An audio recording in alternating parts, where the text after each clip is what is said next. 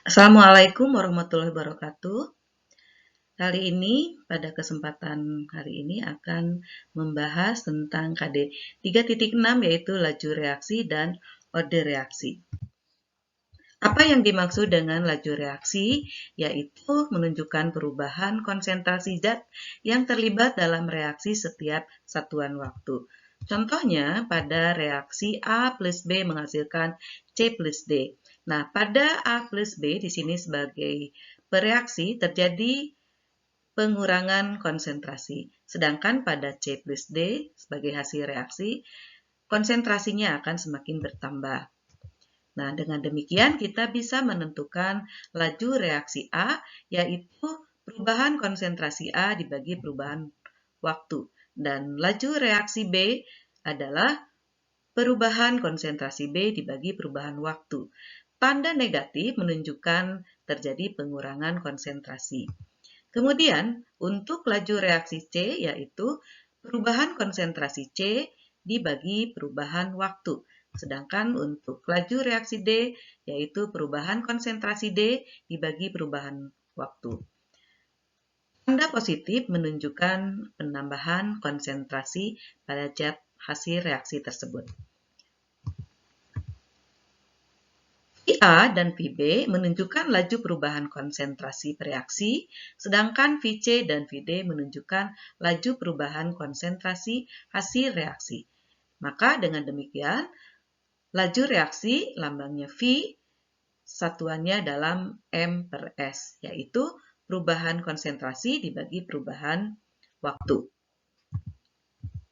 Contoh soal, ke dalam tabung reaksi yang berisi 200 ml larutan HCl 2 molar, dimasukkan 8 gram serbuk seng.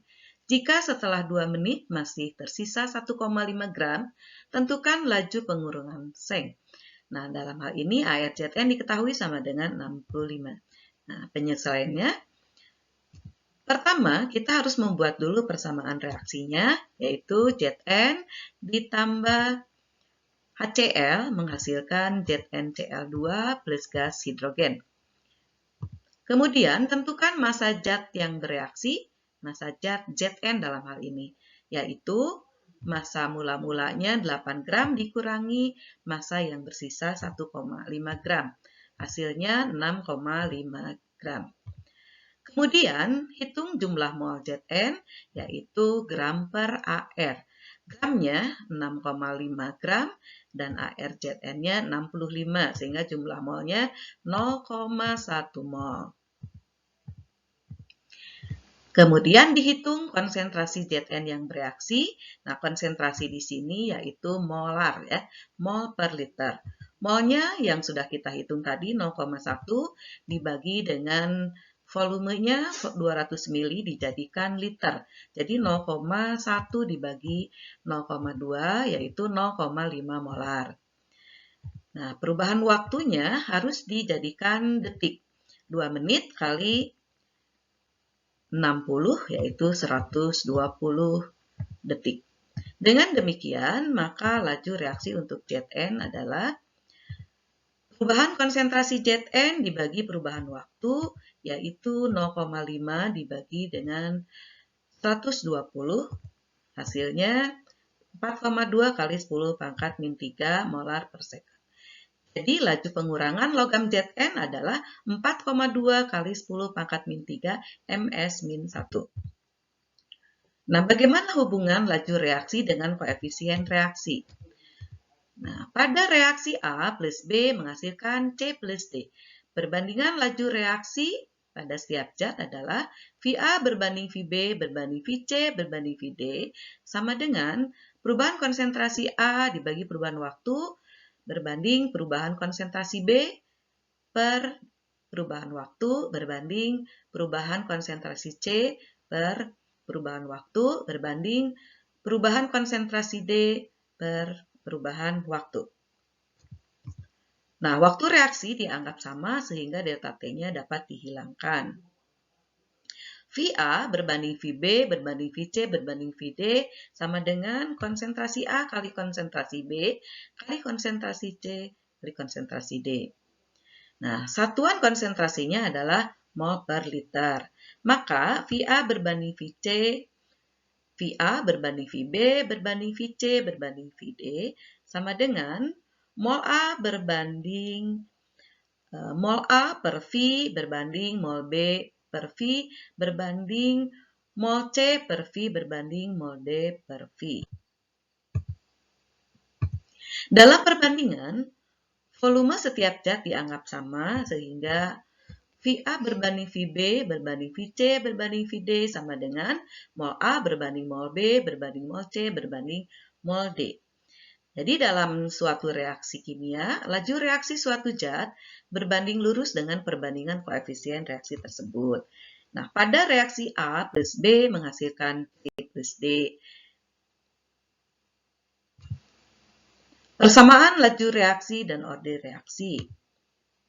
Persamaan laju reaksi, contohnya pada reaksi A plus B menghasilkan C plus D dengan koefisien P, I, R, dan S. Maka persamaan laju reaksinya adalah V sama dengan K kali konsentrasi A pangkat X kali konsentrasi B pangkat Y. Nah, nilai K di sini bergantung pada sifat reaksi. Nilai K besar jika reaksi berlangsung cepat. Nilai K kecil jika reaksi berlangsung lambat. V di sini pada persamaan laju reaksi ini merupakan laju reaksi, K-nya konstanta laju reaksi, kemudian konsentrasi zat A, konsentrasi zat B, X-nya adalah orde reaksi zat A, Y-nya orde reaksi zat B. Nah, untuk orde reaksi, apa yang dimaksud dengan orde reaksi? Itu merupakan bilangan pangkat konsentrasi pada persamaan laju reaksi. Nah, di sini ada macam-macam jenis orde reaksi. Ada reaksi orde 0, kemudian ada reaksi orde 1, kemudian ada reaksi orde 2, dan ada reaksi orde 3.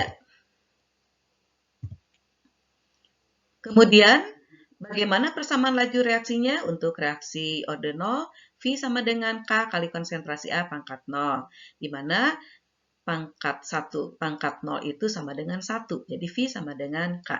Sedangkan pada reaksi orde 1, V sama dengan K kali konsentrasi A, nah di situ konsentrasi A pangkatnya 1, jadi menunjukkan bahwa reaksinya orde 1. Sedangkan pada reaksi orde 2, persamaan laju reaksinya V sama dengan K kali konsentrasi A pangkat 2 atau V sama dengan K kali konsentrasi A kali konsentrasi B. Nah, bilangan pangkatnya itu menunjukkan orde reaksinya. Begitu juga untuk reaksi orde 3.